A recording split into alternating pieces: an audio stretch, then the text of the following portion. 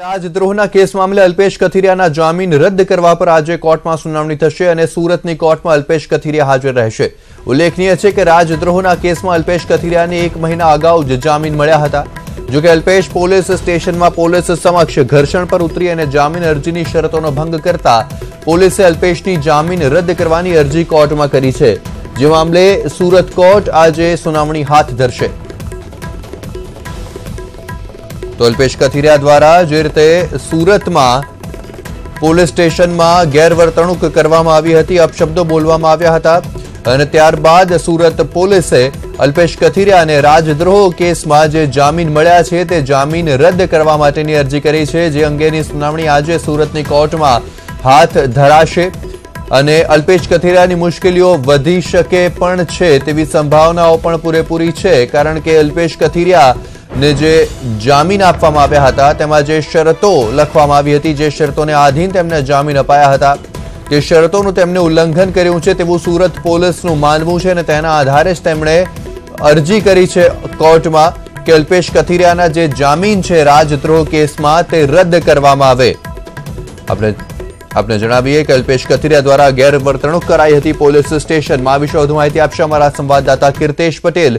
जी कीर्तेश, કેટલા વાગે सुनावणी हाथ धरवामां आवी शके छे અને શું મુખ્ય પક્ષ सूरत पोलीस तरफथी રાખવામાં આવી શકે છે?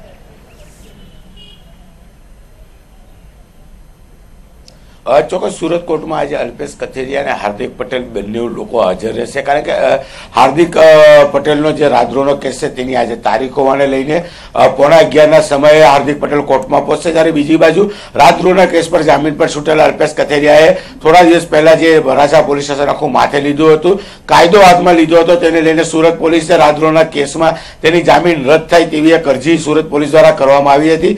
जो के बंने केस आज होवाने लईने अल्पेश कथिरिया और हार्दिक पटेल बने आज सूरत कोर्ट में 11:15 समय हाजर रहेशे। अंदाजित 12 वागता आ केस चाले तेवी शक्यताओ छे, कारण के अल्पेश कथिरिया विरुद्ध अलग अलग पोलीस स्टेशन के Sarthana police station, crime branch सहितना अलग अलग 4 થી 5 गुना दाखल थया हता। એટલે કહી શકાય કે રાજદ્રોહના કેસમાં अल्पेश कथिरियाની જામીન રદ કરવાનો મામલો છે। ત્યારે બીજી બાજુ રાજદ્રોહના કેસમાં તારીખ ભરવા માટે હાર્દિક પટેલે બંને પાસના આગેવાનો સુરતની કોર્ટમાં આજે હાજર રહે તેવી શક્યતાઓ છે। जी जरूर थी कीर्तेश, શું આ સુનાવણીને લઈને કોઈ પ્રકારે ખાસ સુરક્ષા વ્યવસ્થા ગોઠવવામાં આવી છે કે કેમ?